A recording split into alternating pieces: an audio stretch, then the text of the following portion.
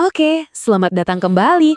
Hari ini kita bakal ngebongkar sesuatu yang luar biasa. Sesuatu yang sebenarnya ada di sekitar kita setiap saat, tapi sering kita lupain, yaitu fluida. Yap, dari rem mobil yang kita injak sampai pesawat yang terbang di atas kepala kita, semua itu ada rahasia fisikanya. Yuk, kita kupas tuntas.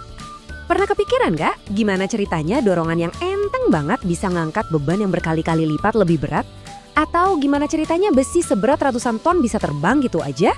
Nah, jawabannya itu ada di satu bidang ilmu yang keren banget. Fisika fluida. Ini ilmu yang ngatur semuanya loh, dari air di gelas sampai udara yang kita hirup. Oke, kita mulai dari yang paling dasar dulu ya. Biar ngerti, kita harus paham dulu konsep kepadatan. Gampangnya gini, seberapa berat sih suatu benda kalau ukurannya sama? Nah, konsep inilah yang jadi fondasi dari semua yang bakal kita obrolin hari ini. Coba lihat angka ini, 62,4 pon per kaki kubik. Angka apa sih ini? Ini tuh kepadatan air. Anggap aja ini patokan kita, semacam standar emas universal yang kita pakai buat ngebandingin hampir semua benda cair dan padat lainnya. Nah, biar ngebandinginnya gampang banget, para ilmuwan punya trik nih namanya berat jenis. Ini tuh cuma angka perbandingan aja, simple banget gak pakai satuan.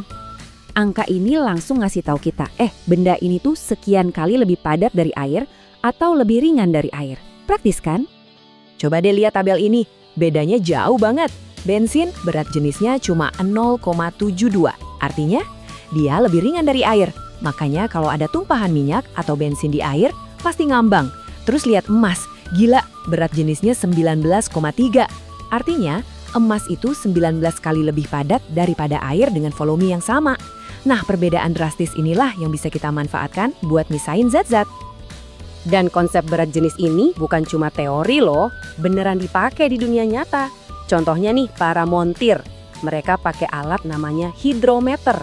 Alat ini sebenarnya cuma ngukur berat jenis cairan asam di aki mobil.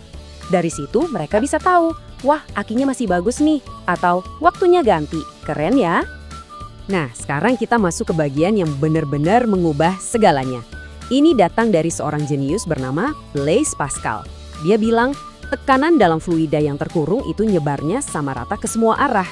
Kedengarannya simpel, tapi ide inilah yang jadi cikal bakal hidrolika modern. Gara-gara prinsip ini kita bisa ngangkat mobil pakai tenaga yang kecil. Kuncinya ada di rumus sederhana ini, gaya sama dengan tekanan dikali luas. Ini dia rahasianya. Dengan mainin luas area tempat kita ngasih tekanan, kita bisa ngegandain gaya secara gila-gilaan.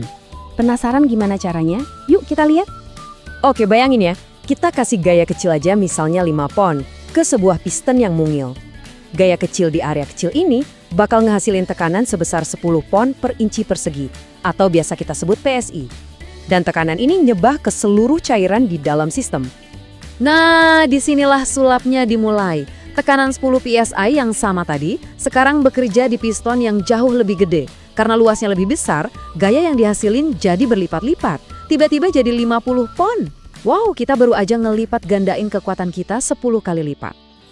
Tapi, tentu aja ada harga yang harus dibayar. Di fisika, gak ada yang namanya makan siang gratis.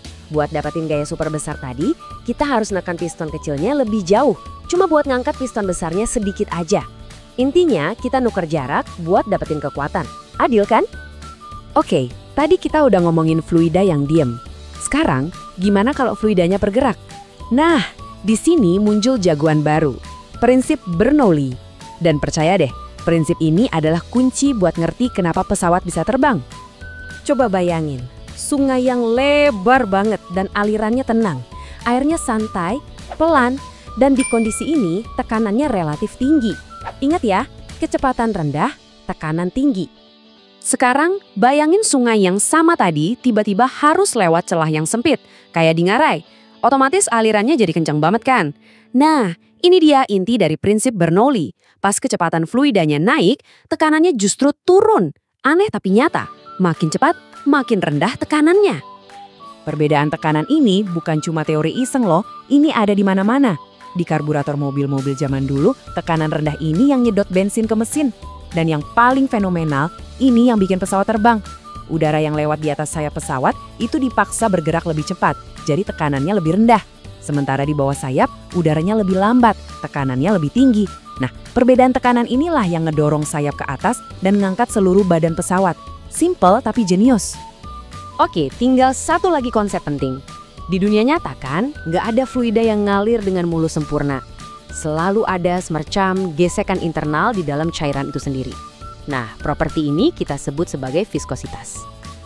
Gampangnya gini deh, viskositas rendah itu artinya encer, gampang ngalir, kayak bensin atau air.